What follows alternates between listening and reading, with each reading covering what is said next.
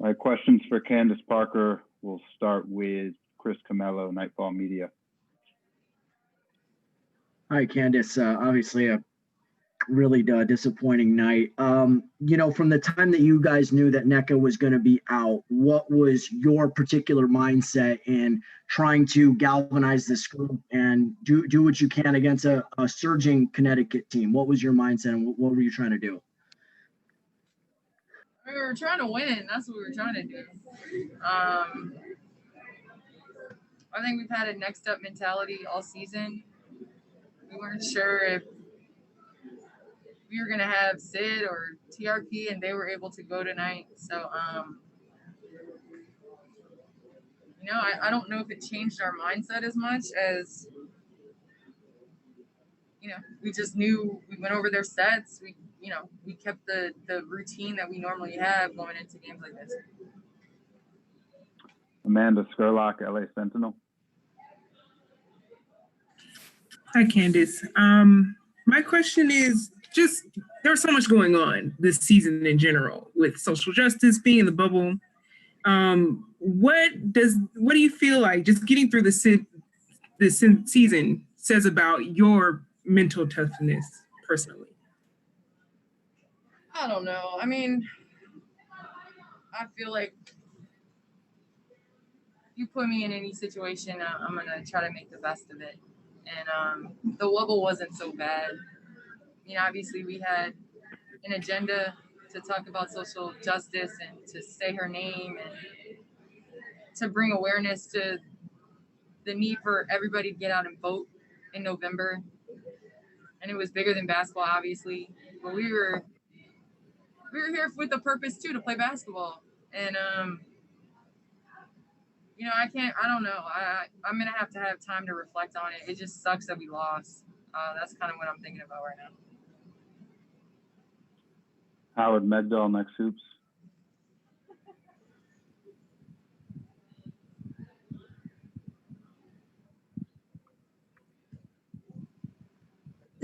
Thank you. Candace, despite the loss, congratulations on the season that you just put together. Obviously, you have some decisions ahead of you in the next few months as you figure out where you want your basketball career to continue.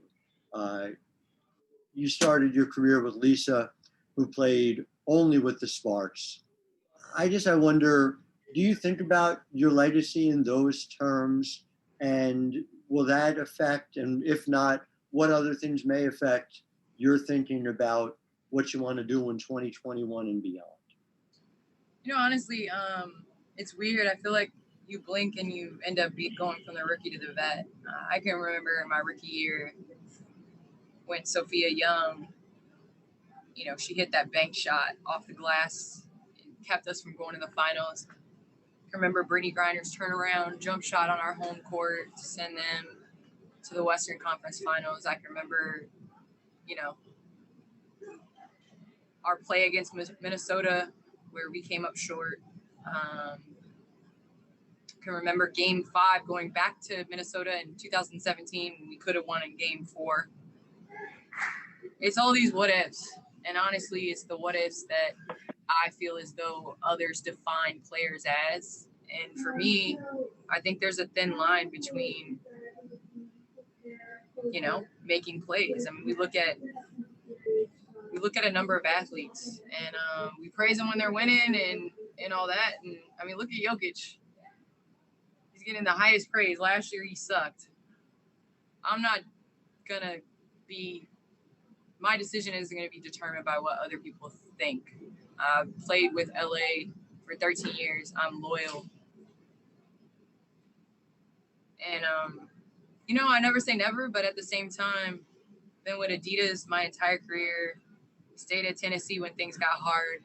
I don't quit.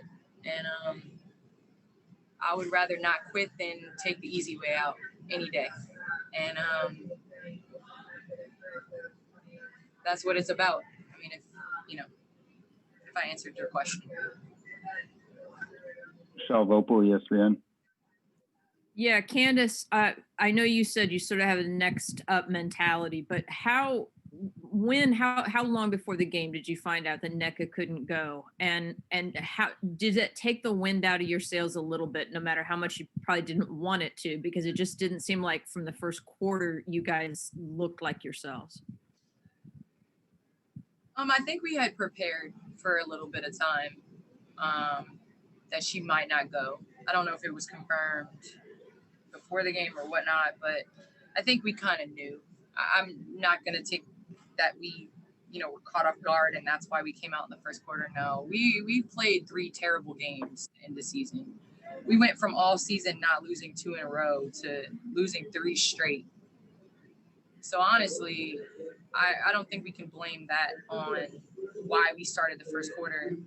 I know everybody, we can talk about defense, and that's what we're supposed to do.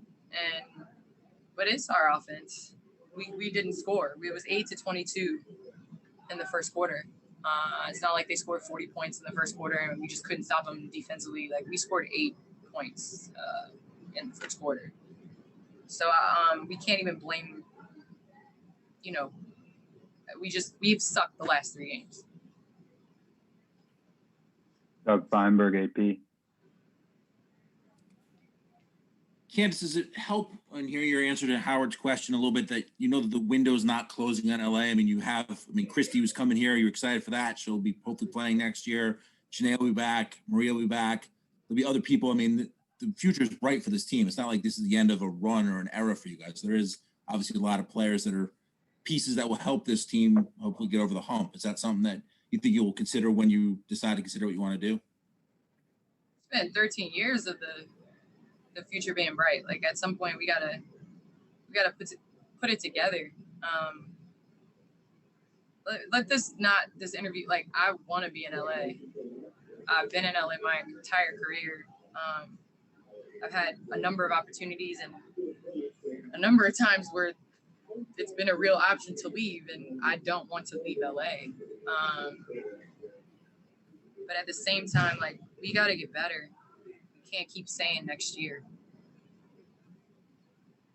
Time for 2 quick more. We'll go to Dorothy Gentry, New York Times. Candace, hi, thanks for your time. What would you change if you could replay the season? What one thing would you change?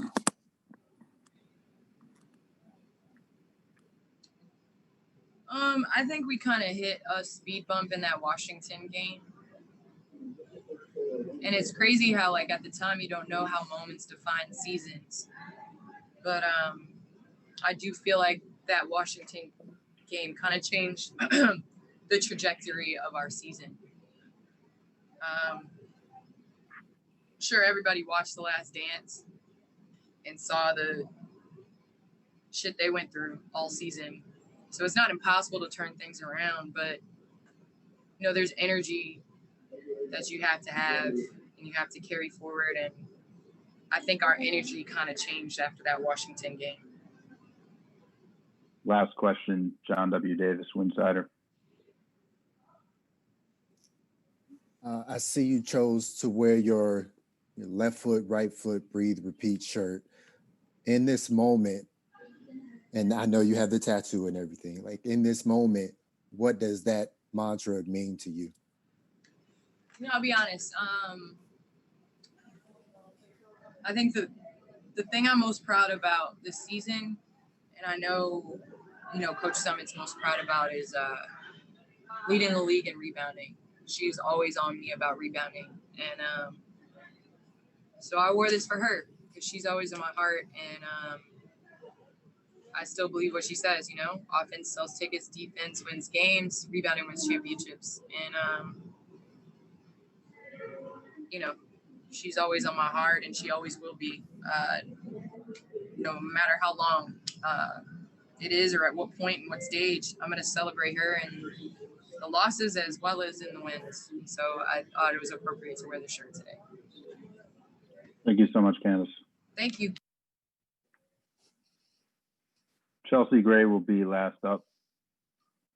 I want to make note, Eli, and I want everybody to hear me. Eli has done an amazing job this year of bringing exposure to women's basketball. And so I appreciate you, Eli, for staying on all of us, staying on the people that are on this call about covering us, because we do need more exposure, and everybody that can help with that, of putting women on television, putting women in articles, making it relevant, can help grow the game. So Eli, thank you so much for that this season. Thank you so much.